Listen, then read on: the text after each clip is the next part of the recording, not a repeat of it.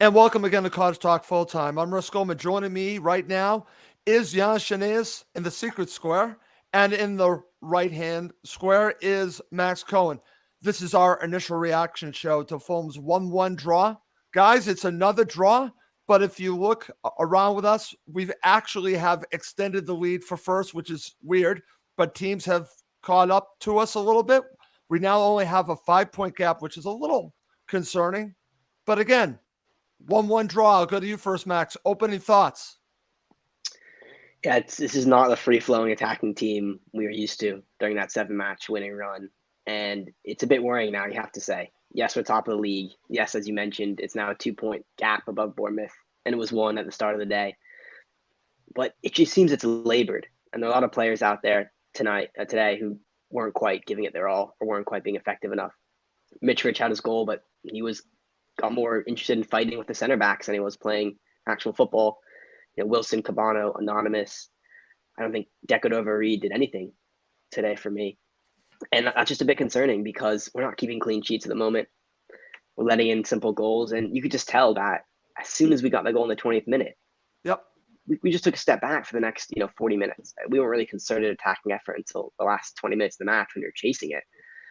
I think that's mentality-wise. I think Marcus Silva has to do a better job of getting his players focused because it seems like we're not seeing out these types of matches. It was almost a carbon copy of the Preston game just a couple weeks ago. So, yes, we're top of the league, and yes, I'm not going to get on here and be too upset. But at some point, drawing matches to teams we should be beating isn't going to cut it. Okay. Yannis, I'm going to go to you. And first thing that I want to ask you is to talk about what Max just brought up a good point. Did this remind you of the Preston North End match? Did it remind you of that? And how concerned are you that they're now have all these draws back to back to back and they are struggling with the attack? And you could see that Mitro is getting frustrated. What are your thoughts? What are your opening thoughts on this match? Well, I actually would have settled for a draw before the game today. Luton gave us. I predicted 1-1, by the way. Yeah, a couple of seasons ago, Russ, we drew 3-3 up at Kenilworth, and then they drew with us back here at the Cottage. They're a decent side. They'll have had a little bit of an edge because they've got the small club mentality in terms of small stadium, full amount more money than us. Blah blah blah blah blah. I actually don't think we've recovered from that norovirus. I still think. Do you think that's part of this? Yeah, I do. I still think, even with a couple of weeks, I still think there's a little bit of residue. It's taking a little bit longer to get out of the system. But look. These athletes are. I don't know. They're like sports cars. They're Maseratis in terms of their professionalism, in terms of their fitness, and any little thing, of course, can throw that off. And the absence of training at that level has an impact on the body. It's not like a pub side where you can go out and have a couple of drinks. So I thought there was a little bit. I thought there was a lack of energy, and I really do think that there's some residue there. Having said that, our friends Bournemouth, they lose to Blackburn today, so they're hardly having a great time, and I just think it's going to take a little bit of time. We've got a busy Christmas schedule, run undefeated in 10. So, I'm half class for this one. I think we're going to be fine. I just think we're having a little bit of a lull, and I think all good teams go through that in the season. And we've still only lost 3 games in 23. So I think we're going to be okay. Okay. Max, I want to get your thoughts on that because at the end of the broadcast, I heard Jamie and Jim talking about, wouldn't you rather have them lose a match and instead of having these draws, having more losses and then just a couple of victories? Would you rather have that? There's a point to be made on that. But as Yannis just said, we still only have 3 losses. And I don't think this is something to be overly concerned about, but I want to go back and get your thoughts on this. Do you think that we could be dealing with the virus still? Could that also be a part of this? I'm not trying to make an excuse. I'm just asking, could there be remnants of that still going on? Yeah, perhaps. I think that's a good point by Yannis, is that some of these players might not be at full fitness, and that might explain the drop in performance. Okay. Oh, it looks like we lost Yannis. Hopefully he'll be back. He'll be back. At the end of the day, I think the question you asked was, would you rather have a couple of losses and 2 wins rather than Right. 4 straight draws? I don't know if I'm going to view it in that terms because that's kind of confusing, I feel. But look at the performance of it. So I just don't think I've seen us play a fluid nature in a while now, and that's why I'm a bit concerned. Yes, I don't think we're in danger of dropping out of the top 2 anytime soon. But I mean, look what happened when we scored the goal, and I'll look at today as an example. Right. Normally, for a Fulham side, a month ago, 2 months ago, we score that first goal, we're immediately pressing on for the second, the third.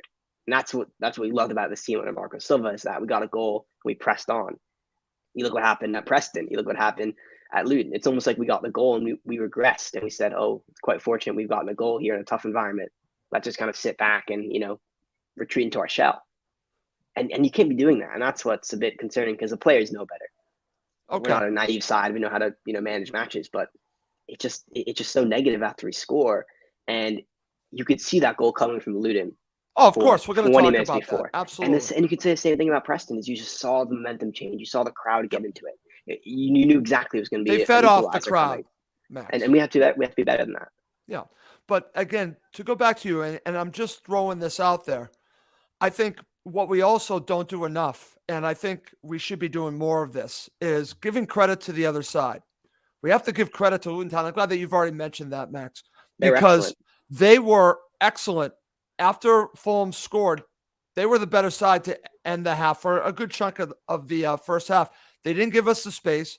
The conditions were rough. Again, it's a factor. I'm not saying it's the reason why we have a draw, because Fulham have the better players, but I think we have to give a lot of credit to Luton Town. I just want to say that before we go on any further, because they were good for that goal. They deserved the goal. You guys will agree, they deserved the goal. Fulham did not do enough. Again, let's now talk about the goal. And, well, actually, before that, there's been a lot of talk probably on social media. We had it during the match. Yannis, I'm going to ask you first before we talk about the Mitro goal. Should Fulham have been given a penalty? The ball strikes the arm of a Luton Town player, then strikes the hand. There's no penalty there. What were your thoughts? I'm sure you remember when this happened. This is 5 times the penalty than the penalty that I watched this morning.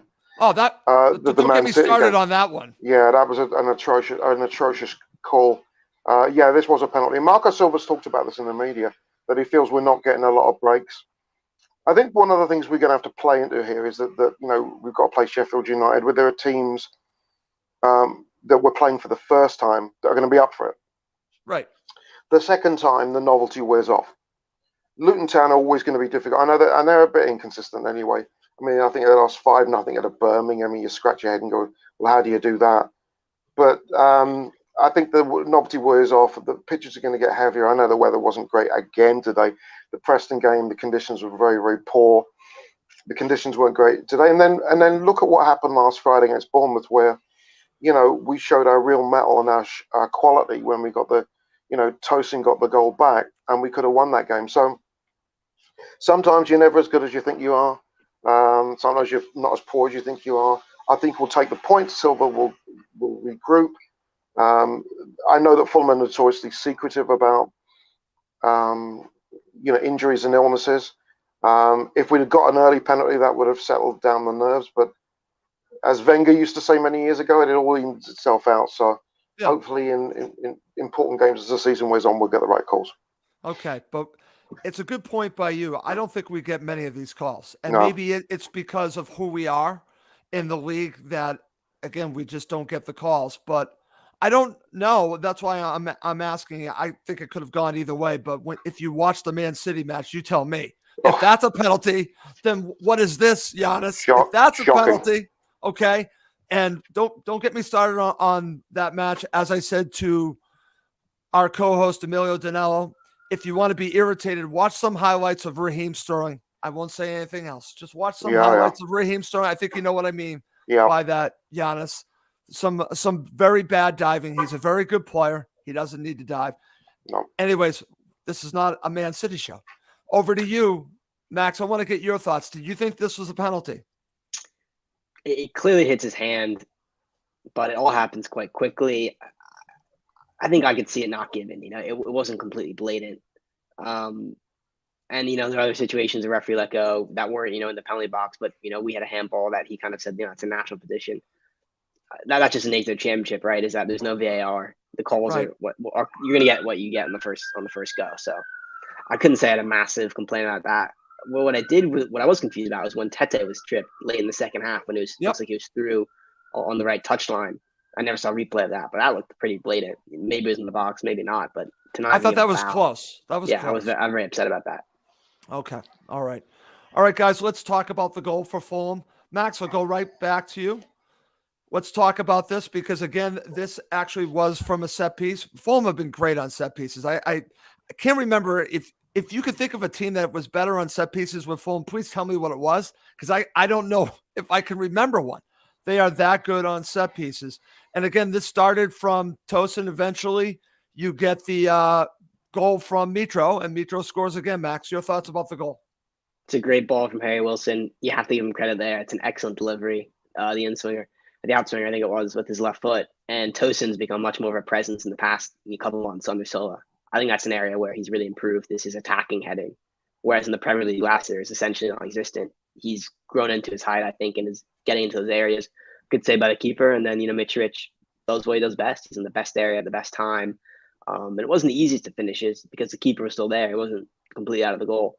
But after that, you're hoping we kick on. You're hoping, okay, great, Fulham are in control. We just got the goal.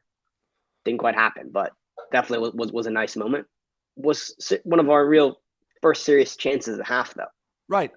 Luton actually started quite well, so wouldn't say it was totally against the run of play, but it wasn't as if we were knocking on the door for the first 20 minutes of the match.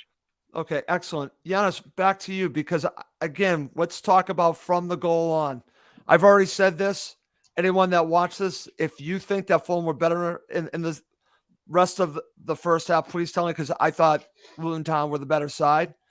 But for all their huffing and puffing, they didn't score. But let's just look at it this way. Let's analyze from the goal on what was going on here. Was it really just Luton Town were just going for it and they were just the better side in the second half? Max was talking about were Fulham sitting back. Was it the conditions? What was your reaction to what happened after the goal? Yes. I think it's a combination of all of them. I thought Luton stepped up the pace, and the fans, it's a small stadium, Kenilworth Road, but they were noisy. I thought we were playing a little bit within ourselves, which is unusual. But again, I still think there's some issues within the squad there, and it was one of those, when Luton Town is a team that would worry me because they always play us tough. And I anticipated a tough game. I think a win there would have been excellent. Yep. We dropped off the pace after we scored the goal. I think they deservedly got the equalizer. But, things to analyse. It was because the lineup today was, obviously interesting. Harrison Reed not being there, we missed that. I thought Joe Bryan did a pretty good job at left back, which was good because I still like him out there, even though he's not as good an athlete. But we were missing something. We were missing some fluidity. It wasn't our day, and give them credit. They're a mid-table side that like to punch above their weight, and we just, I said we were a little bit hesitant, a little bit tepid after we scored, and when they scored, when they did, I wasn't surprised, but it was a good game overall. It just, Silva will be disappointed we didn't put them away after scoring when we did. I agree, Yannis. And again, I was going to mention this later, but since we're talking about players that weren't available, players that played, I was talking to Max about this before we started. So I'm going to ask you, and we don't normally do this because there usually aren't that many issues.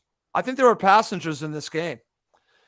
Over to you, Max. I think the passengers were, and again, nice cross from Harry Wilson.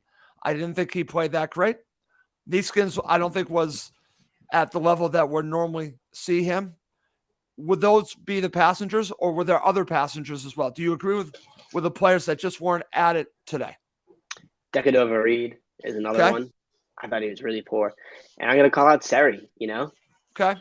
He actually was involved, but the thing I remember the most about him today was his, overhit passes or underhit passes, just very casual, frustrating. A lot of players didn't show up today. And that's the annoying thing is that the match was being played at Luton's pace. This could fit into what Yannis was saying about the virus, but it was such a quick, frantic, chaotic tempo. But it was at their tempo. We wilted under that, Yes. because we love, to kind of passing the ball around. It is quick passing, but we like to control. And we lost all control today because you mentioned the weather, the pouring rain, the quickness of the surface, the ball bobbling back and forth, and we couldn't get a foothold. And I think that's also a good point Yannis made, is Reed. In the center midfield, you could call it the passenger midfield with Seri and Kearney in there. No one's really going to step in and put a foot in the ball. And that's kind of the Harrison Reed role, is kind of being that live wire, buzzing back and forth, calming it down, but also can step in when the match gets quick. That's not Seri or Kearney's strong suit. So we lost the match in those areas. I actually thought the fullbacks were quite good. Sometimes we single out the fullbacks, but I thought Tede was decent.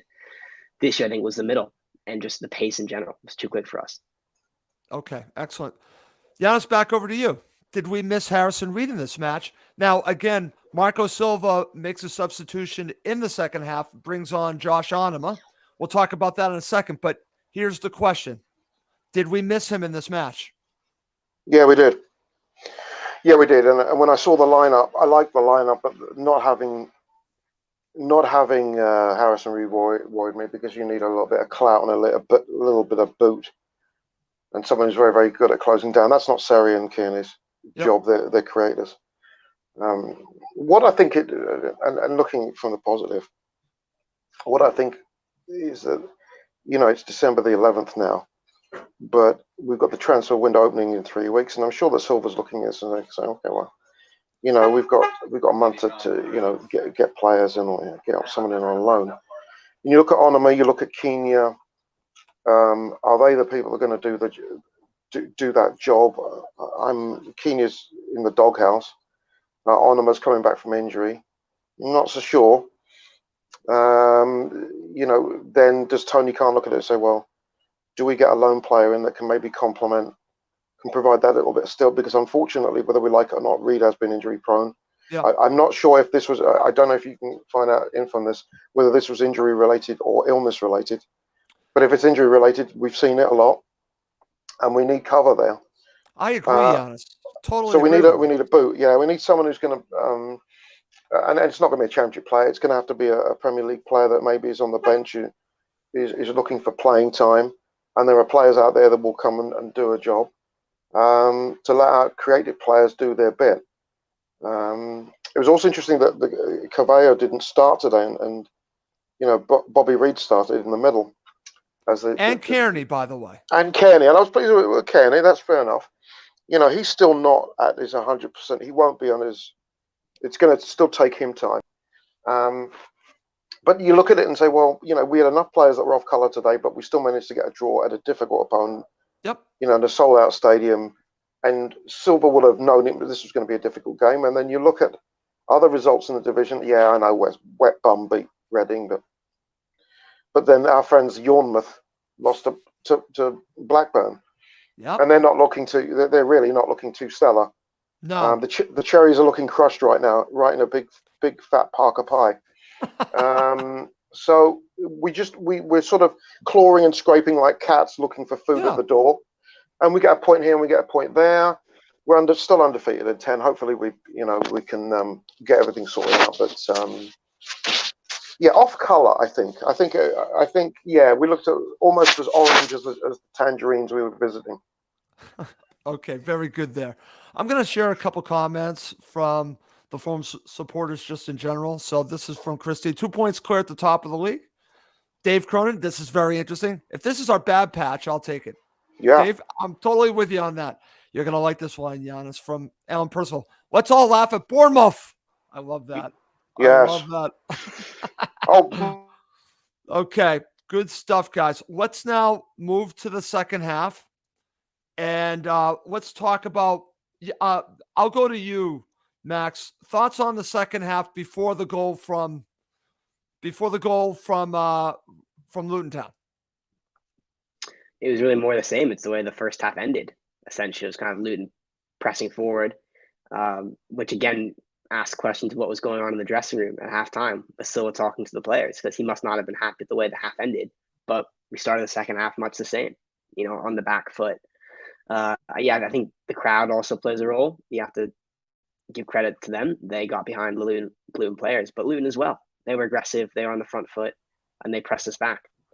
And then leading up to the goal, just a really silly free kick to give away. Really silly for Mitro. So that's why I was frustrated with his performance, that he was too bothered about getting into it with the center halves than he was playing. And there's no need to foul someone in that area. Yes, the player went down softly, but that led to the goal. And that's just inexcusable from someone who should be a leader on this team. Okay, very good. All right. How about you, Mr. Janaeus? And we almost had double Janaeus there because Yeah, I know, right? Yannis froze and then I brought him back in. So thoughts on the lead up to the goal from Luton Town? Before we talk about them with the goal, that goal was coming, Yannis. Yeah, petulance from Mitro. He should know best. He's been in a purple patch, and not just with us, but with Serbia. He's got his goal. Yeah, and you're absolutely right. It was misbehaving, just having a bit of a sad on with the defenders. It was petulant behaviour, and of course, it had to be Adebayo who scored for them. And although, you know, I feel good about the kid. He found a home at Luton. He's done a very good job there. He's still got a lot of love for Fulham. You know, we developed him. It's sad that we develop these players and then they go. But he's found a niche, much like, you know, Coley Woodrow at Barnsley did. You know, we didn't really get the chance, and then found a good home. I'm sure Silva's going to give them a good bollocking, because you don't want to be, you know, if you're one goal up, the last thing you want to do is concede set pieces. It's one thing to try and is to concede from open play, but set pieces in the Championship can be just so problematic to defend. You put your back four under a lot of pressure. And although Mitro's very good in the air, when he comes back to defend, you still don't want to concede it. And I was going to say before I went off the air there, we were talking about injuries and you know, every time Marco Silva is interviewed and he's asked about that person, that I cannot name him because it might just give me duodenal ulcers. It begins with K and ends in Avellero. The thought that he might be coming back into the 18 actually fills me with you know, he wants him back. It's pretty obvious. I want him back. I want him at the Hammersmith Road End, serving hot dogs and hamburgers at half time with Bovril. Along with Floyd Ayite, right? The two of them. Oh, he's worse. He's worse. No, at least Floyd Ayite scored goals. At least he had some pace. Caballero's just he's a young lad and he's all muscle. Oh, we could do a whole podcast on who's worse. God, it's like a hemorrhoid. It's painful watching him. And when he mentions him, it honestly, genuinely makes me wonder. You know, I love Silva, but I don't. Can you imagine if he brings him in for Wilson or Cabano? I'm rioting. I'm going to riot if that happens. I don't know how I'm going to do it, but I'm going to do it. So, but anyway, back to the thingy. I mean, you know, it was petulance, and Mitro's going to get it and should get it from his teammates. Yeah, especially Kearney, because, you know, it's leadership, right, and experience, and he's got lots of international experience as well, and he should know better. Okay, excellent, great stuff. Coming up next, we're going to talk about Fulham making substitutions and being better from the point that they gave up the goal, and we'll end with man of the match. Okay, Max. Let's start here. You and I talked about this. I think the substitutions, all three of them, because Muniz came on very late, I think they all came too late. Now, Fulham were starting to boss the game at 1-1. They were really starting to finally go forward, and we were starting to see that, I wouldn't say free-flowing football, but they were starting to control the match. And honestly, the substitution, I think, was those two substitutions, the two players coming on, I think they were holding off because Fulham were having some of the play. So, but beyond that, I think they should have made the substitutions earlier. Do you agree? Totally, yeah. I think we really saw just one burst from Carvalho and one scuffed shot from Muniz, and really nothing much at all from Anima. Now that's a factor of them coming on, you know, 10 minutes to go in such a choppy match at that point. When the subs started coming on, it actually broke up the rhythm. You're right, Russ, that we actually did quite well without them. We were at that's that not point. A reason not to bring on subs. You know, if you have fresh faces coming on, especially some with the quality of Carvalho, you don't really wait. You should put them on immediately. Yeah, that should really be an hour mark sub, in my opinion. 65 minutes. Let them have an impact in the match. Because the players. Let me ask you this, Max: is it a second guess to say maybe Fabio should have started this match in place of who? Decado Reed? in place of Kearney. Bobby Deckard over Reed. Yeah, no, I think so. Looking back, Deckard Reed, I think, offered so little. He's been one who I think has really been anonymous in the past month and a half. I know he was out of the squad for a bit, just got back in the starting lineup, but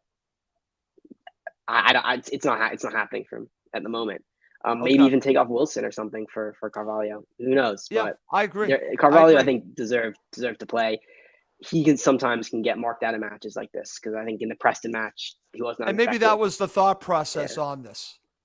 Yeah, but still, I think he's somebody who's too good not to play for. If you're only playing 50 minutes a match, you're not really using Carvalho at all.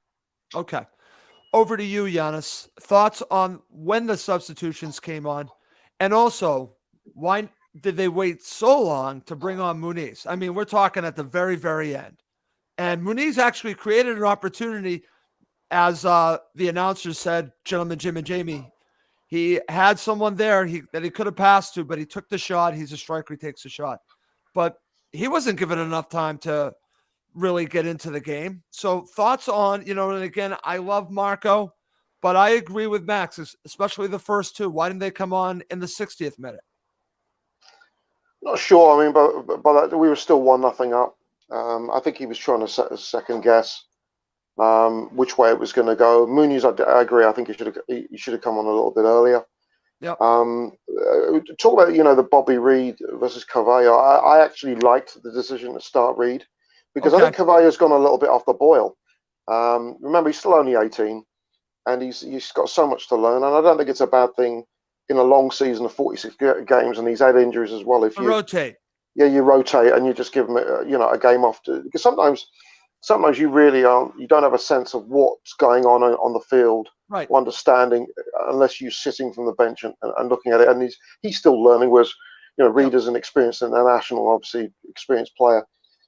Reed, I agree with Max. I think it isn't really happening for Bobby Reed at the moment, but that's fine because players are going to go that you can't have 46 brilliant games. You can't have 46 man in the matches. Cabano has been, I think, our best player this year. He had an off day. Wilson has played very well. Off day. Mitro scored 22 goals. He had an off day. Seri wasn't quite. Maybe it was the bleach that was in his hair from the recent haircut, but he wasn't quite on it. So players were, the mark of a good side is when you've got a number of players that just aren't at the races, but you find a way to gut it. And a draw, say, well, would you rather take 2 wins and 2 losses or than 4 draws? And although numerically you would, because it would be a 2-point advantage from getting 4 draws, I think it's better to get the 4 draws because you stay unbeaten. It's still 10 games. We still haven't, so we're not used to losing. It's 11 games, isn't it? It's 11, isn't it? It was 7. Oh, no, it's 11. You're right. Sorry. I stand corrected. It's 11 games, and that's fine. And I'm sure that Silva will say, you're not as good as you think you are. Today, we sort of got away with it. We got away with it up at Deepdale a couple of weeks back. But then again, we were unlucky against Bournemouth because we could have, we were much better than them, and they're second.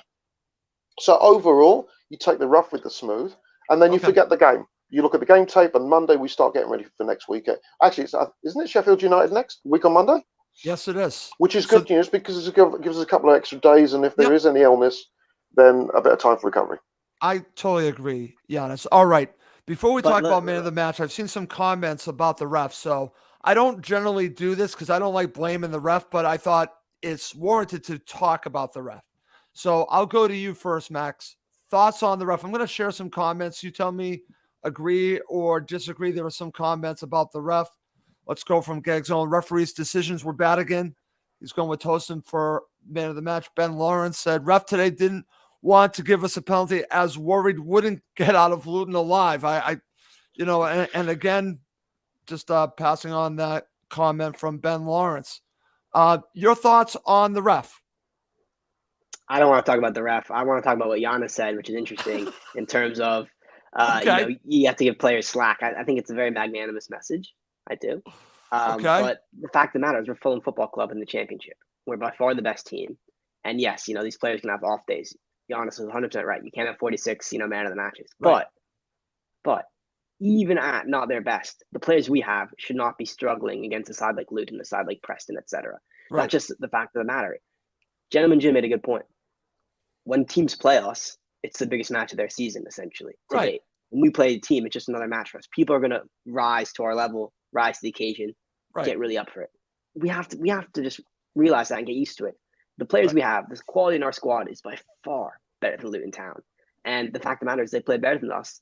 And that goes on the players. The players shouldn't have to be grinding out these results. I know it's a championship. I know it's a tough league. But the quality we have in this side is too good for us to kind of write this off as, oh, that's football. You know? Okay. Players can have a bad game, and that's normal, but we have to, criticize them for it and criticize the manager. So I'm not really happy with how it's gone, and we shouldn't blame the ref either. That's a shame.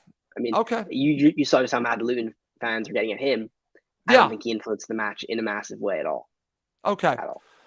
Giannis, Max doesn't want to go and talk about the ref, and I respect that and understand that, but I will give you your shot at this. Well, I thought the ref was poor today, but the refereeing has been poor all season, and I really think it's consistently bad. It's been bad, but I've got to the point, because as much soccer as I do watch, and it's not just obviously English stuff, but internationally, I really think now the time has come to start at the championship level, at the very least, to start bringing in female refs. I really do. I just why think not? Why not? I think the standard of refereeing, female refereeing, is very, very high, and I really do think that. We see. I watch a lot of rugby, as you know. Yep. And you've got women officiating men's rugby. I mean, just think of that, having 30 bruisers on a pitch, and they manage it beautifully. And I think, I'm getting a little fed up because we don't have VAR with some substandard refereeing. The other thing about the the four draws, I will say this: games aren't played on paper, and from a Fulham's perspective, we do have probably the best squad in the division, but taking the first half of the season as an example, we've had 23 games. We've effectively played 23 cup finals. If you look at the opposition we've played, everybody has played. I'm sorry, just 22. Sorry. One more. Everybody has played us tough. Right. I mean, Barnsley. Okay, Barnsley. We beat them 4-1. Wasn't an easy game. We went to Peterborough. Oh man, they gave it everything. Derby County with the 0 points, they gave it everything. We went down to Bristol, to Ashton Gate, struggling. Preston. Yeah, we beat Blackburn 7. Yeah, it is. These games have been tough. You've got really tough physical games, and I'll bet anyone that if you go and watch Preston against Peterborough, you won't have the same sort of intensity as you'd have against Preston against Fulham.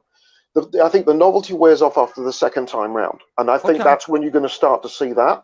But look, us, Bournemouth, West Brom, we're going to be targets. And look at Blackburn Rovers for a second. Blackburn, I know. Blackburn, I've gone on an absolute tear since we thumped them 7-0. It's going to be fits and starts. I think we're going to be just fine. I do think we might need a little bit of strength in the transfer window. We need to get rid of a couple of the old doggies. But I think we're going to be just fine. It's just the teams have been ready for us. Okay, I totally agree with that. I actually agree with that, Yannis. It's their cup final every time we play a club right now. I totally agree. All right, guys, let's end with man of the match. If you're watching live, feel free to share your man of the match. Over to you, Max. Who's your man of the match? Gonna go with Tosin. I thought Tosin was excellent throughout. His header led to Mitro's goal. And, on the counter-attacking opportunities, he was very, very alert to snuff out the Luton danger. So he's been really good for me past couple of matches. Okay. So it's going to be Tosin. Tosin. Yannis, who's your man of the match? Oh, it's Tosin. It's not even close. Tosin. Okay. It's not even close. It's not even close. I was delighted he got that goal last week against Bournemouth, because he's a big boy. And with that kind of size, you should be able to do something that's attacking set pieces. I know I'm going to sound like an old fogey, and I know Robbo and I will probably be listening to this, but I think of a centre back like Roger Brown, who was a big bugger, and he used to come forward for every set piece, and even if it meant his head was split open, he'd go for everything. And Tosin, he's not the most muscular player, but he's tall and he's good in the air, and we need more production from our centre backs coming forward for set pieces. So I think that goal was a huge lift for him personally. And I was delighted today with his performance, and this is great. And again, I'm just gonna, I'm gonna watch the game again and see where I think there are the holes. But I'm pleased that at the back, with Rody back in there, having Rodak back in there really does provide a blanket for everybody else. I just think agree. now moving forward, we just have to just be a little bit more clinical in terms of if we take leads. And if you get one, get two. If you get two, try and get a third. Okay. Can I just share one thought before I share a couple more comments here? You just talked about Tosin. You talked about the defense. Yannis, I'm starting to get a little bit nervous in certain matches. Tim Ream, I'm getting a little nervous because I think against certain types of strikers, I think he struggles. I thought he struggled a little bit in this match. I thought he was a little bit of exposed with his lack of pace, especially against the speed that they had today. Thoughts on that? And that's a great point, and I think that's where it hurts Joe Bryan, because Joe is not the quickest, and so he obviously won't be the quickest in terms of cover. And if Silva looks back at the tape and says, "Well, I think there's an issue there," that's going to open the door for Robinson. We don't know if it was an injury and that's a shame, because I really the lack like of pace. I think is a factor in some of the situations Fulham were in today. Yeah, I agree, and I think Hector might be somebody. I think Mawson played for the U23s in the week. Yep. I think that Hector might come into it, but Silva strikes me as loyal, and there's something. I don't know if you remember. Was it a couple of months ago where Ream was supposed to fly out to the US for international duty? Yep. And he didn't because of a personal issue. And I don't know. I'm not making excuses for the lad, but I'm wondering if there is something we don't know about, whether it's maybe personal, and let's hope to God it's not family illness or personal, not so much personal. You never know. And I just maybe it's an opportunity, especially with FA Cup coming up and multitude of games, to maybe give Hector another go. Is Mawson ready? Okay. And then give him a little bit of a breather, and so he can recharge his batteries. Okay, excellent stuff. All right, I'm gonna share a couple comments. This is from Dave Cronin. Tosin just, but nobody stood out. I like this one. Man of the match, Hector. LOL, Tosin then. Okay. But here's my favorite, guys. You're going to love this one. This is from Steve Reynolds. Luton fan behind Gentleman Jim. Boy, was he loud, guys. Max is smiling. Yeah, Max, tell me he didn't make an impact of what we watched. Oh, yeah. I mean, this is a classic Fulham FC TV production. You had the yelling fan cursing behind Jim. You had Jim telling him to shut up later on. Told him to sit down when the ball in the side netting, right? They couldn't see half the goal. He couldn't see. That's they couldn't see half the goal. Right. We saw the goal more than they did. They were actually there. And 5, it was pouring rain for the last 10 minutes of the match. It was like a watercolor painting. I know, we couldn't even really see it, guys. I'm glad that you mentioned that, because there was water all over the screen. Yeah, but to be fair, I was at the last Luton away match in 2019, I remember. Boxing Day. It was a 3-3. I couldn't say anything either. The way there's the all the way fans stand up and the angle of the match, I couldn't see any of the goals. So that's just what it's like on a Kenilworth Road. It's very intimate, very cramped. It's a fun stadium, but I'm glad we don't play there every week. Well, I mean, you've been to Luton, Max. I mean, you've been there. You've visited Luton. Okay. I mean, really. I mean, no wonder the poor fella. It's nice to leave.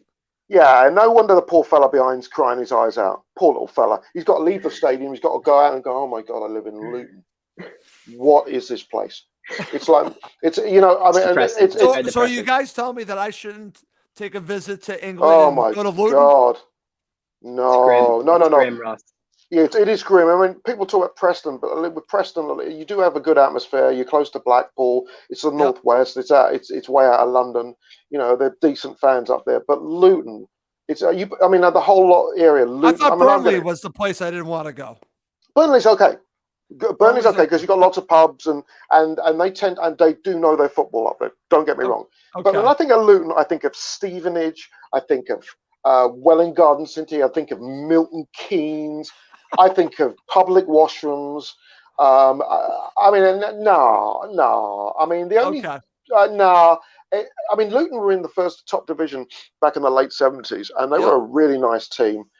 David Pleat managed them for years, and the stadium is still pretty small and pretty intimate. But the place itself is like, oh my God, I don't know. I don't want to offend No. But I have to. I have to. My conscience is telling me. Okay. Well, I actually watched the movie. I don't know if you guys saw the movie called Blinded by the Light, and it actually takes place in Luton. And I really wasn't that familiar with Luton before I saw it. Obviously, Fulham played against Luton Town. And yeah, okay, fine. I'll cross that off my list of places to go in England. Please do. I'll cross that off. I'm going to add Blackpool. Certainly going to add. Blackpool's good. Yeah, I'm going to. Well, now I have to go to Burnley under your recommendation. Yeah, Burnley. I like Burnley. It's a proper club, proper stadium, proper fans. Max, do you have pubs. any recommendation for me before we go? Don't go to Cardiff either. Don't go to Cardiff? Don't go to. I went. That was like a Boxing Day. That was when we won 4-1. That was a very, very grim drive. Okay. And the M4, yeah. No, Okay. I won't go there. How about Newcastle? Well, my daughter lives there, and I like to tell her it's a shithole, even though she lives there. I'm hoping to go for the Middlesbrough game at the start of February. I will say. I do like Max was talking about Cardiff. I actually, because I went to university close to there, I do like Swansea. Swansea's got a little bit about it. I wouldn't go to Bournemouth because there's loads of pensioners down there, so you don't know what's going to happen there. I do, and go. You know what? Loftus Emilio Road. recommends Brighton, by the way. Emilio recommends Brighton. Brighton's nice. Right. Oh, Brighton's lovely. Brighton's seaside, Brighton Hove. You got the seaside. This is how we're ending the show. It's a travel show now. It's not. Yeah, it's down the Russell's M23. Travel show. Yeah, it's Brighton's a lovely little town actually. Don't go to Reading either. Reading. I've been there. I've actually been there, Max. I've actually been there. Reading. Do you know? Not a great stadium, by the way. Not a great. Do you remember the UK office? Ricky Gervais. Yes. Right. So that's set in Slough. And Slough is on the way to Reading. Now, if you remember the opening we're credits, all over the place at the show. Yeah, sorry, yeah, but at the start of the credits, the camera goes up this very, very grey office building, and then it pivots to a roundabout. That is Reading. Okay. It's grey and it's grim. Okay, well, great show, guys, and thank you to Yannis and Emilio. I can't believe I said that. There's a goal for you, Yannis and Max, for giving me travel tips on Russ's adventure to England the next time he goes. I know where not to go now, but let's wrap this up. For Yannis and Max Cohen, I'm Russ Cohen. Thank you, as always, for watching and listening to Cottage Talk.